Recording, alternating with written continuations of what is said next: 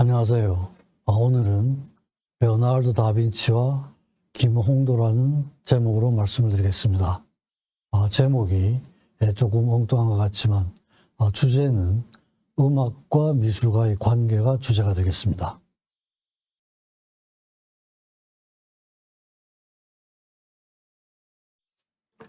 네, 대개 이런 내용으로 말씀을 드리겠습니다.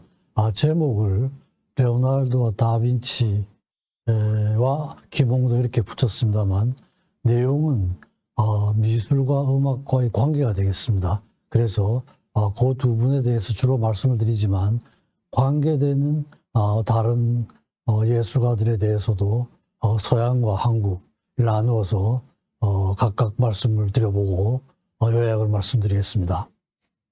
서론인데요. 대개 음악과 미술하고의 관계는 역사적으로 보면 오래됩니다.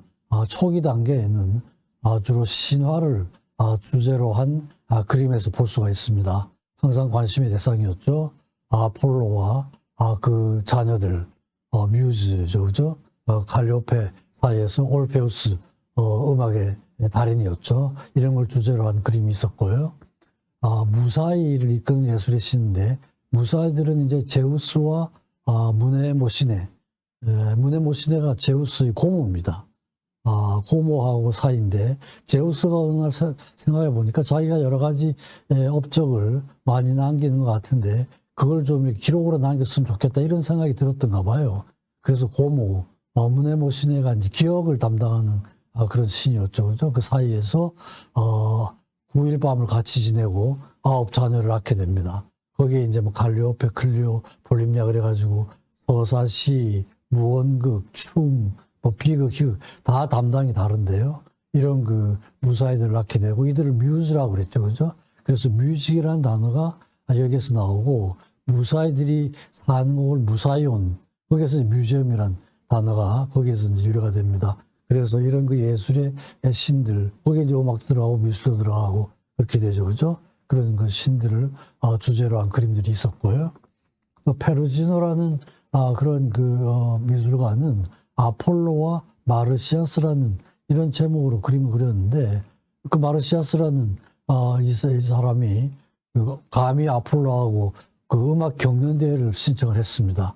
그래가지고 이제 현악기와 관악기 대결이 되는데 거기에서 아폴로가 승리를 하게 되죠. 그래서 이제 건방지다 그래가지고 그 마르시아스를 이제 나중에 벌을 주게 되는 이런 신화 내용이 나옵니다. 그래서 그런 그림들이 저렇게 이제 벌을 받는 마르시아스를 주제로 해가지고 그림들이 남아 있습니다. 감히 아폴로에게 도전을 한 거에 대한 벌을 받는 것이죠, 그죠? 그리고 또 이제 쇼팽의 워털루 이런 이제 그 음악적인 걸 주제로 해가지고 저런 작품을 만들기도 합니다. 조각이라고 그럴까요? 뭐 이런 걸 만들기도 하는데 부서진 피아노 이런 게 이제 주제가 됩니다. 그래서 여기서도 이제 부분적으로는 음악과 미술과의 관계를 볼 수 있는 그런 작품이라고 할 수가 있겠죠.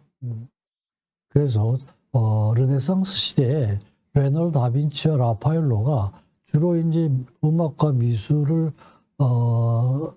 통합을 하려고 하는, 같은 주제로 다루려고 하는 이런 시도를 했던 대표적인 그런 예술가였고, 특히 이제 다빈치가 전형적인 예술가였던 것 같습니다. 그래서 이 둘의 주제가 음악 자체가 미술의 한 고상한 주제가 되기도 하고요.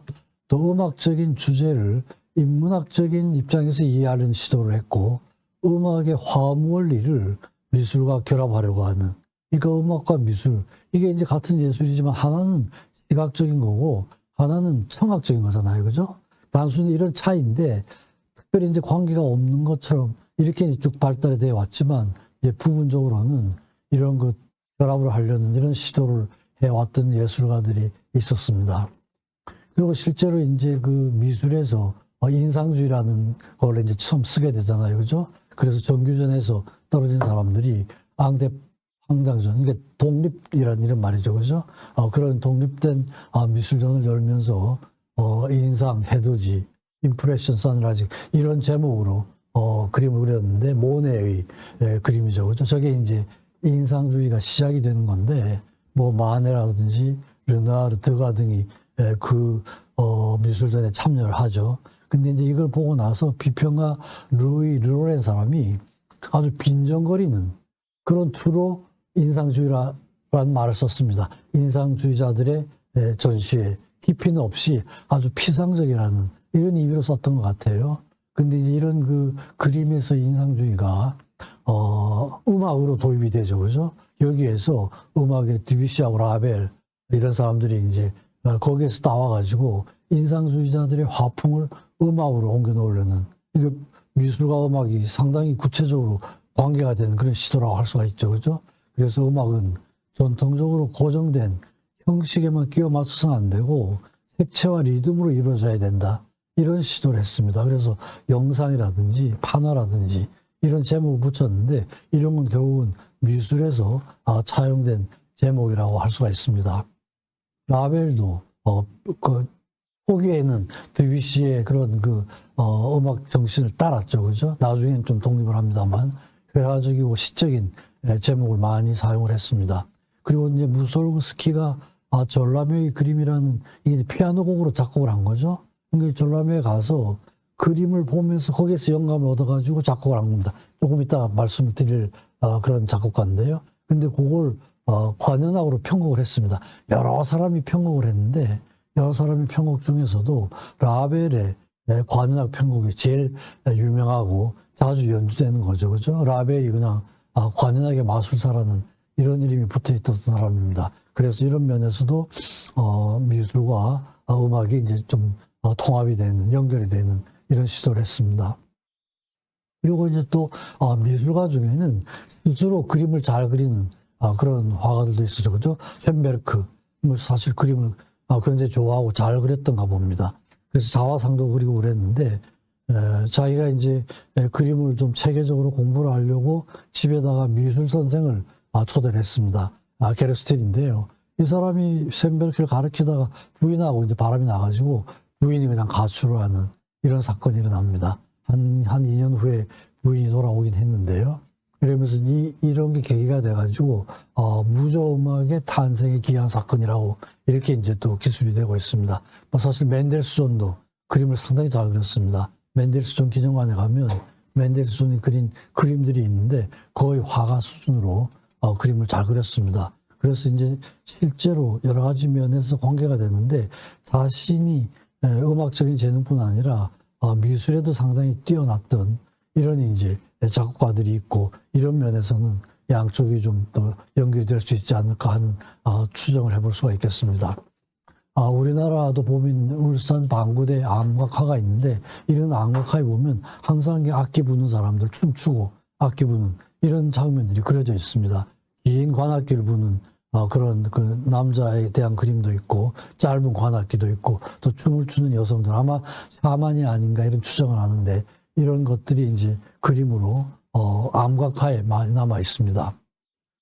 그리고 이제 제가 이제 말씀드릴 내용이 김홍도인데 우리나라 화가들 중에서는 가장 그 음악하고 관련이 깊은 그런 화가가 김홍도인 것 같습니다. 김홍도의 그림에는 스스로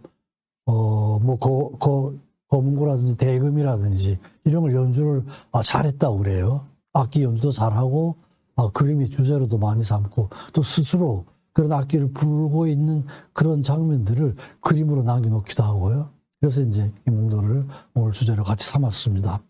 에밀리오 존 같은 데도 보면 그 여러 가지 이제 부조들이 있잖아요. 그죠? 근데 비천이 부는 악기가 생황이 이제 그려져 있기도 하고요. 또 삼국유사 같은 데 보면은 길에서 생황 소리가 끝이 났다는 기술이 있습니다. 생황은 원래는 우리나라 악기는 아니죠. 그죠? 악기는 아닌데 중국에서 수입된 악기인데 한때는 상당히 많이 사랑을 받았던 악기인 것 같습니다. 여러 가지 관악기 중에서 화음을 만들 수 있는 그런 유일한 악기라고 그렇게 이제 기술이 돼 있죠. 그죠? 아래쪽 그림이 에밀레종에 그려져 있는 비천이 부는 생황이 부는 생황을 부는 그런 장면이 그려져 있습니다. 그래서 이제 서론 부분에서는 여러 가지 각도에서 여러 가지 방면에서 미술과 음악이 서로 이제 연결이 될 수 있는 부분이 있다. 그런 걸 제가 예를 간단하게 말씀드렸고 구체적으로 이제 다빈치에 있어서 미술과 음악하고의 관계를 좀 살펴보도록 하겠습니다. 아주 상당히 뭐 과학자이기도 했죠. 다빈치 자신이. 그래서 과학적인 입장에서 미술과 음악에 대한 접근을 했습니다. 그리고 실제로 악기 연주도 상당히 잘했습니다. 리라의 명 연주자였고요. 즉흥 연주로도 굉장히 뛰어났다고 그래요. 그리고 노래도 상당히 잘하고 목소리도 굉장히 좋고요. 또 실제로 악기 현존하는 그 당시에 현존하는 악기를 더 좋은 악기로 개량하려는 이런 시도도 많이 했고 새로운 악기를 만드는 데도 관여를 실제로 바이올린을 만들고 개량시키는데 상당히 많은 관여를 하고 기여를 했다는 그런 기록도 있습니다. 즉흥적으로 작곡도 하고요. 그리고 그 당시에 이제 바살이라는 사람이 미술과 열전, 아마 이 열전, 이런 열전으로는 아마 거의 최초의 책인 것 같은데요. 르네상스 시대, 다빈치하고, 그 미켈란젤로하고 같은 시대죠. 그러니까 두 사람이 살아있는 동안에 열전이 나왔습니다. 그때 이제 다빈치에 대한 기술을 했는데 아주 뛰어난 음악가로 기술이 되어 있습니다. 다른 모든 음악가들을 능가하는 그런 음악가였다는 이런 기술도 나와 있습니다. 그리고 리라를 제대로 연주하는 사람은 다빈치 외에 한 사람 더 있었다는 이런 기술도 나옵니다. 그러니까 악기 연주도 굉장히 뛰어났던 것 같아요. 그래서 양쪽에 다 뛰어난 재능을 가지고 있었던 것 같습니다. 실제로 30세, 31세경에 우측에 있는 쪽에 이제 다빈치가 만든 리라입니다. 말머리 형태로 된 리라인데요. 일종의 류트라고 할 수가 있는데 아주 힘찬 화음과 완벽한 음량을 위해서 만들었다 이제 이렇게 되어 있습니다. 근데 이제 저게 다빈치가 직접 만든 그건 아니고요. 여러 가지 기록이 남아 있는 걸 바탕으로 해서 새로 이제 저런 모양이 아니었을까 가지고 이제 후에 제작자들이 만든 그런 악기입니다. 근데 그 당시에 로마 교황 식스투스가 그 교황청에 이제 여러 가지 작업을 위해 가지고 피렌체에 있는 음악가들을 바티칸으로 다 초대를 했습니다. 보티첼리니, 페루자리니, 길란디오 등 다 초청을 했는데 다빈치를 제외를 시켰어요. 그래서 굉장히 자존심이 상했죠, 그죠? 자기 제외된. 근데 다 특이하게 다빈치가 교황청이나 메디치가해서 이렇게 받아들이지를 않았던 것 같아요. 아마도 제 생각에는 그림을 그리거나 하면 다 완성을 안 해서 그리지 않았을까 싶은데 어쨌든 별로 받아들이지 않았습니다. 그래가지고 이제 상당히 자존심이 상한 그런 상태에 있었는데 그 당시에 이제 그 로렌초가에서 그 줄리아노 로렌초가 그 피치가하고의 어떤 그 갈등으로 암살이 되는 이런 사건이 일어납니다. 그때 밀라노의 군주 루도비코가 조문을 와요. 조문을 오는데 거기에 대한 담례로 그 메디치가에서 다빈치의 그 루트를 루도비코에게 선물하려는 그런 의도가 있었던 것 같습니다. 그래서 이제 다빈치가 그걸 알고는 자기가 전해줘야 되겠다. 사실 이제 피렌체에서 그런 대접을 받으니까 피렌체를 떠나야 되겠는데 구실이 마땅하지가 않았죠, 그죠? 근데 이제 저런 일이 있어가지고 자기 악기를 선물로 하려는 이런 의도가 있다는 걸 알고 자기가 만든 악기니까 자기가 전해주겠다. 그래가지고 그걸 가지고 밀라노로 가게 됩니다. 그러니까 밀라노로 가게 되는 게 초청을 받아가게 된 게 아니라 피렌체를 떠나기 위해서 구실을 찾기 위해서 이제 가게 된 이런 게 됩니다. 근데 그 당시에 군주로 있던 루도비코 스포르차입니다. 그래서 1481년 초교를 가게 되는데 자기가 만든 악기를 가지고 갑니다. 가서 활동을 하는데 그래서 그 당시에 다빈치가 밀라노로 갔을 때는 화가로서기보다는 오히려 음악가로서 가게 되는 이제 이런 기회가 됩니다. 그리고 이제 음악가의 초상이라는 이런 그림도 그리고요. 그래서 이제 밀라노로 갈 때 자기 소개서를 쓰죠. 자기 소개서를 씁니다. 그러니까 이제 자기가 주로 그 당시에는 이제 도시국가 간의 전쟁이 많았기 때문에 전쟁과 관련된 거, 제방 건설, 무기 만드는 거, 대포가 이런 걸 쭉 쓰고 마지막에 가서 그리고 그림도 좀 그릴 수가 있다. 그런 말을 쓰고 또 청동 기마상. 그때 이제 스포르차가 자기 그 아버지의 기마상을 만들 계획을 가지고 있었습니다. 그래서 청동 기마상의 제작에도 관심이 있다. 이래가지고 이제 자기 소개를 하고 말하자면 잡을 구하러 가는 이런 셈이 되는 겁니다. 채용이 됩니다. 채용이 되는데 주로 이제 연예 기획자, 악사, 군사 기술자 뭐 이런 걸로 하게 되고 그림은 많이 그리진 않습니다. 17년 동안 밀라노에 있으면서 한 6, 7점밖에 그리진 않습니다. 물론 최후의 만찬이 이제 그때 그려지죠. 그죠? 그렇게 됩니다. 그래서 기본적으로 과학으로서의 미술과 음악에 대한 연구 이렇게 합니다. 그래서 미술과 음악하고의 관계 이런 거에 대해서는 여러 가지 책자가 만들어집니다. 건축과 관련된 거, 알베르티, 프란체스코 다 조르조 건축 논문 뭐 이런 것들이 만들어지는데 토카스 파촐리라는 사람이 산술 내전 신성 비례론 이제 이런 책을 만드는데 이게 이제 미술과 음악을 통합시킬 수 있는 이런 내용이 포함되어 있었던 것 같아요. 그래서 이제 다빈치가 그 책을 낼 때 그 책의 사파를 그리기도 합니다. 그래서 이제 이런 학자들하고의 저서를 통해 가지고도 이제 그런 접근을 하려는 시도를 하게 됩니다. 그 당시에 이제 밀라노에서 음악가들의 활동 상황은 조스갱 데 프레란 작곡가, 플람드르 학파의 작곡가인데 그 당시로는 제일 유명한 작곡가였죠, 그죠? 그래서 그 사람이 그 작곡가가 밀라노 성당의 가수로도 활동을 하고 밀라노 궁전에서 활동을 했었습니다. 그러다가 그 후임으로 프란치노 가프리우스라고도 하는데요. 후임으로 왔습니다. 근데 이제 이 음악가가 다빈치하고 같이 일을 하게 됩니다. 그래서 이 가프리우스가 두 편의 음악 이론서를 씁니다. 음악 실기라는 그런 책을 두 권을 내는데 여기에 이제 화음의 개념이 처음 등장을 하고 이 책에도 다빈치가 사파를 그려 넣습니다. 그리고 이제 저게 이제 우측의 위가 다빈치가 그린 그림입니다. 악사라는 그런 제목으로 붙였는데 그 후에 이제 그 사인을 보면은 처음에는 누가 대상이었는지 확실하지 않았는데 나중에 자기하고 같이 일하던 그 가프리우스의 초상이라는 게 거의 밝혀진 것 같아요. 그래서 이제 그 음악에 대한 관심, 악사 이런 그림을 남기기도 했습니다. 그리고 그래서 음악과 그 미술하고의 관계를 이제 서로 연결지으려는 시도를 했지만 궁극적으로는 미술이 더 우위에 있다 이렇게 했습니다. 그 이유는 음악은 연주되자마자 그냥 없어져 버리는 이런 거지만 그림은 지속적으로 남아있기 때문에 생명력이 더 길고 결국은 미술이 음악을 지배하게 될 것이다. 이런 시도를 했습니다만 어쨌든 두 개의 관계를 통합하려는 그런 시도를 많이 했습니다. 라파엘로도 비슷한 시도를 좀 했던 것 같아요.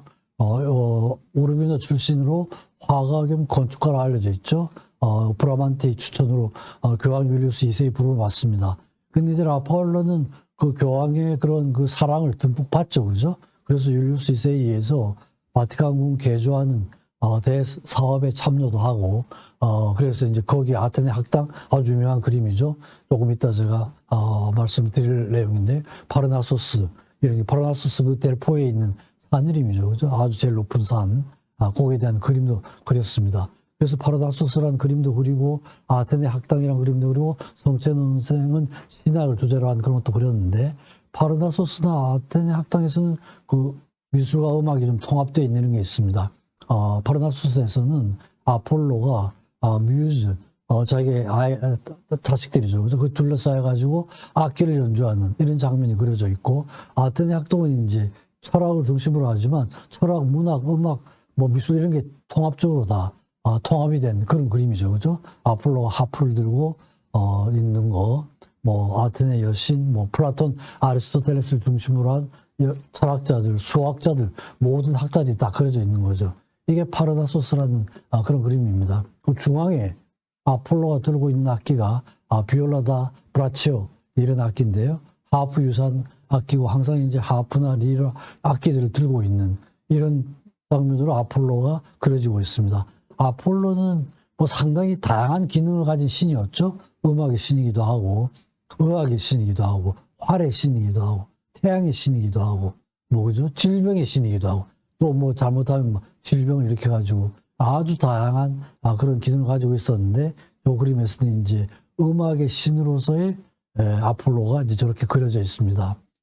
그래서 아테네 학당은 이 그림이 철학과 시, 문학, 음악, 미술 이런 게 이제 하나로 함축된 이런 거죠. 그리고 그 당시에 이제 유행하던 신플라톤주의가 결합된 이상적인 작품이라고 플라톤과 아리스토텔레스가 저렇게 그려져 있습니다. 이게 이제 전체 그림입니다. 가장 중앙에 플라톤과 아리스토텔레스가 있고 여러 가지 이제 학자들, 아래쪽은 이제 뭐 그런 수학자들 이런 사람들이 다 같이 그려져 있습니다. 아주 통합적인 그런 그림이죠, 그죠? 여기에서 이 그림에서 음악적인 주제를 다룬 건 피타고라스입니다. 지금 아래쪽에 나타나 있는 게 피타고라스가 제자들이 둘러싸여 가지고 있는데 주로 이제 저게 음악에 대한 그런 그 공부를 시키는 이런 내용으로 해석이 되고 있습니다. 실제로 음악의 역사에서 피타고라스는 그 처음 화음을 처음 만든 심리 음악 거기에 그 태두가 피타고라스로 그렇게 되어 있습니다. 길을 가다가 대장간에서 들려오는 여러 개의 망치 소리를 듣고 그 화음의 원리를 발견했다고 그렇게 하죠. 그래서 협화음의 일정한 길이가 비례 관계에 있다. 이런 걸 발견을 하고 그 망치의 무게에 따라 가지고 음장의 변화를 알아 가지고 화음을 만들었다는 이런 기록이 있는데 그 내용을 이제 주변 제자들한테 설명하고 있는 내용으로 이렇게 이제 그려지고 있습니다. 그래서 전체적으로 대칭미는 시각 예술의 영역이고 조화미는 음악 예술의 영역인데요. 르네상스 시대에는 대칭미와 조화미 이 둘을 통합하려는 이런 시기였다고 그렇게 기술되고 있습니다. 그래서 음악적 조형 공간을 창출하려는 그런 시도를 했고 다빈치와 라파엘로가 둘 다 이런 시도를 했다는 이런 기술이 남아 있습니다. 그래서 결론적으로 보면 르네상스 미술은 신플라톤주의 사상과 음악 이론들을 미술과 결합해가지고 미술을 당대의 학문적, 정신적, 창작 활동으로 발전을 시켰고 이러한 흐름 속에서 레오나르도 다빈치나 라파엘로가 중심적 역할을 했다. 이렇게 볼 수가 있습니다. 그 결과로 그 후에 바로크 미술을 거쳐가지고 근현대 미술의 발전에도 큰 영향을 미쳤다고 이렇게 이제 기술이 되고 있습니다. 그래서 이런 시도는 르네상스 시대에 처음 시도가 되고 그 이후에 쭉 이어졌다고 그렇게 볼 수가 있습니다. 그 다음에 이제 미술과 음악과의 관계에서 무솔코 쉽게 말 그대로 전람회 음악 고기림이 전람회의 그림입니다. 전람회에서 그림을 보고 했다는 거죠. 그죠? 무솔코 시크의 친구 중에 화가가 있었는데요. 빅토르 하트만이라는 화가 친구가 급사를 했습니다. 그래가지고 이제 친구가 블라드미르 스타소프라는 친구가 그 친구 화가의 유작들을 모아서 전시회를 했습니다. 그래가지고 10개의 그림을 그랬습니다. 프롬라드부터 해서 프롬라드, 곡과 곡 사이에 들어가는 곡이 원래는 프롬라드라는 곡은 산책이나 이렇게 걸어 다니면서 듣는 음악회를 프롬라드 콘서트라고 그러는데요. 어쨌든 이 그림을 보면서 하는 이런 음악을 작곡했다는 이런 의미에서 중간중간에 프롬나드가 들어가 있고 1곡은 난쟁이, 고성, 틸르르 궁전, 비두엘이 이제 그림들입니다. 그죠? 껍질을 덜 벗은 해병아들의 발레 6곡은 사무엘 골드베르크와 시멜레 프롬나드가 있고 리무르의 시장, 카타콤, 닭벌소의 오도막 10곡을 지었습니다. 그래서 이제 무솔코스키가 그 그림을 보면서 음악적인 영감을 얻은 거예요. 그래서 이제 그 곡 이름이 전람회의 그림이 됐어요. 이건 직접적으로 그림과 음악이 연결되는 이런 시도였다고 할 수가 있죠. 그죠? 그래서 무솔코스키가 처음에는 이게 피아노 곡으로 작곡이 됐습니다. 피아노 곡으로. 최근에 우리 그 임윤찬 그 피아니스트가 이 곡을 연주를 해서 또 많은 관심을 받았던 곡이기도 한데요.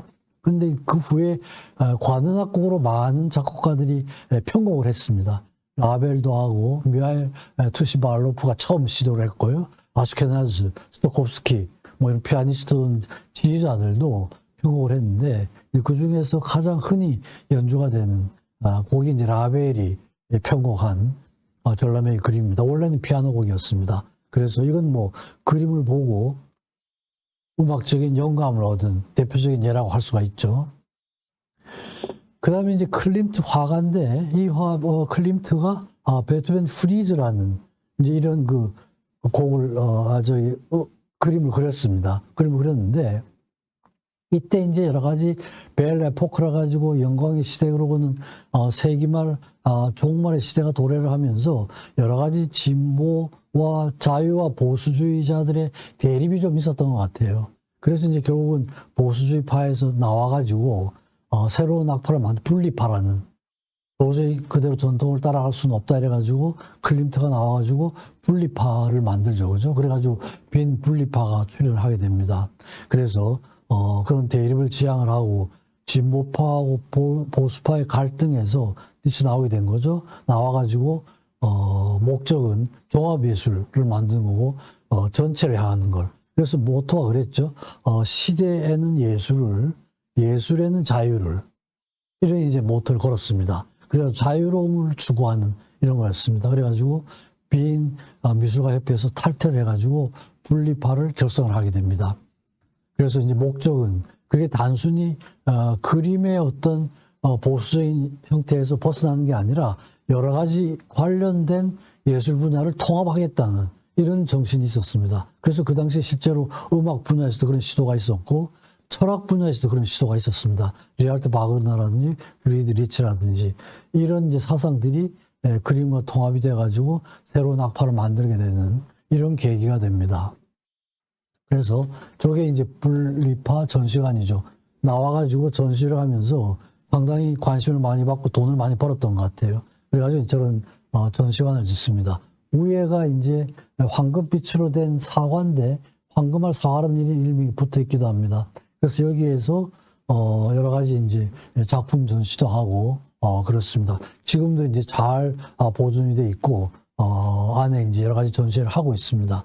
그래가지고 1902년에 1898년에 이제 저런 전시를 하고 1902년에 제14회 전시회를 하는데 그때 이제 베토벤에게 헌정한 전시회를 열게 됩니다. 그래서 막스 크링이라는 사람이 베토벤의 그 조각상을 만들고 그걸 중앙에 놓고 이제 클림트가 그린 이 베토벤 프리즈가 전시가 됩니다. 그래서 분리파의 이상을 구현하겠다는 그런 시도를 가지고 합니다.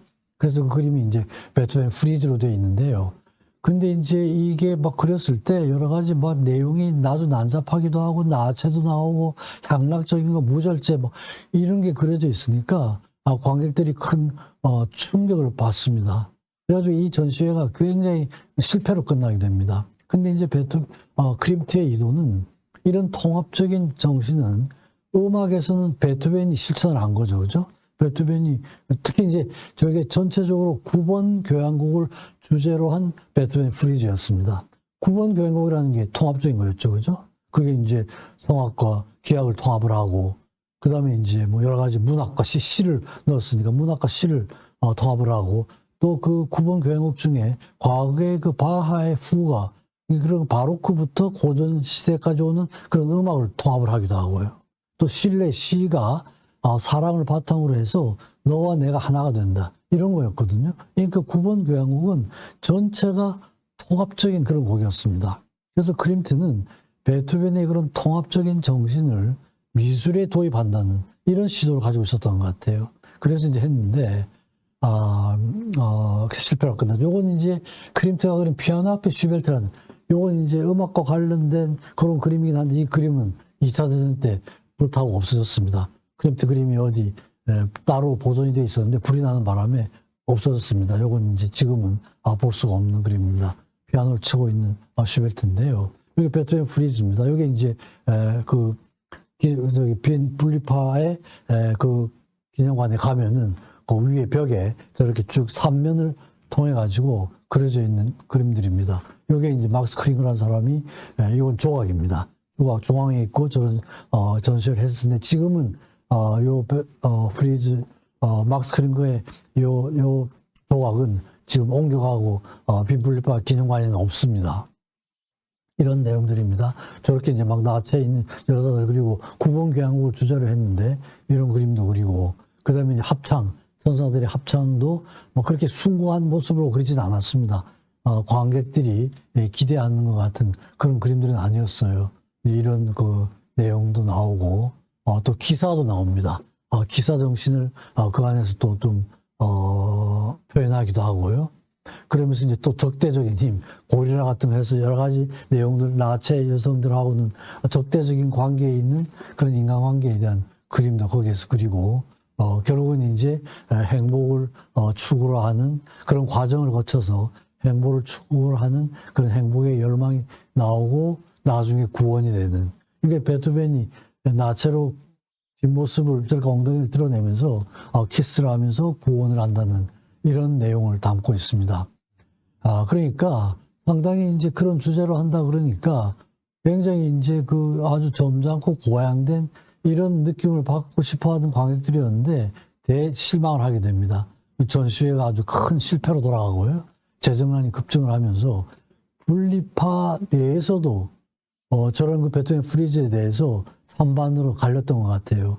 너무 그냥 성을 대담하게 그리고 나체를 표현했다 이래가지고 결국은 그 다음에 1905년도에 분리파를 떠나게 됩니다. 근데 그 주된 그 사람이 클림트였는데 클림트가 떠나게 되니까 분리파가 해체가 되는 그런 과정을 밟게 됩니다. 그래서 베토벤의 9번 교향곡의 그 통합적인 정신을 그림에다가 받아들여서 발전시키려고 시도했던 이런 게 이제 그림은 지금 뭐 굉장한 인기 속에 남아 있습니다만 그 당시에는 대실패로 끝났던 그런 시도였습니다. 그리고 그 당시에 유명한 브루크 극장 아주 옛날 그 작곡가들의 음악이 초연이 된 그런 극장이죠. 이게 이제 철거가 되기로 1888년도에 결정이 됐습니다. 그래가지고 마지막 그 음악회 장면을 그림을 그리라는 그런 그 의뢰를 받고 그림 저기 한 200명 이상이 참석했었는데 그 사람들의 얼굴을 저렇게 조그맣게 그렸지만 보면은 누구라는 걸 알 수 있는 그런 그림을 남겼습니다. 그 당시에 이제 소위 유명인이라는 사람은 거의 다 그려져 있는 이런 겁니다. 아주 작은데 특징들을 정확하게 삼아가지고 누구라는 걸 알 수 있는 그런 기록화를 남기기도 했습니다. 그리고 또 이제 조각가 중에 브루델이라는 조각가가 있었는데 이 베토벤 시리즈, 베토벤을 주제로 해서 아주 다양한 시도를 합니다. 이 사람은 프랑스 조각가인데요. 로댕의 조수로 있다가 로댕이 사망한 후에 평가를 제대로 받게 되는 표현주의 조각가로 알려져 있습니다. 요즘 이제 아주 그 인기를 끌고 있는 현대 조각가죠. 알베르토 자코메티의 스승으로 알려져 있고요. 특히 이제 베토벤 조각전 시리즈 80점 이상의 베토벤 조각, 그만 다양한 표정을 지었습니다. 이런 식입니다. 그죠? 베토벤의 그 모습을 그 내면의 생각이라든지 정서적인 상태가 어떻게 표현이 됐을까? 이걸 주제로 해서 80여 개의 베토벤의 저런 조각상을, 시리즈 조각상을 남깁니다. 아주 뭐 엄숙한 장면도 있고, 그죠? 이런 장면들입니다. 이게 이제, 그러니까 이것도 이제 조각과 음악, 한 음악가를 대상으로 했지만 그 음악가의 아주 다양한 정신세계, 감정 상태를 저런 한 조각가에 의해서 저렇게 다양하게 표현되고 있습니다. 이런 것도 이제 음악과 예술, 조각하고의 통합을 시도한 한 예라고 할 수가 있겠죠. 그죠? 이런 장면입니다. 뭐 아주 화가 난 듯한 표정도 있고, 엄숙한 뭐 사색에 잠긴 베토벤 모습도 있고 그렇습니다.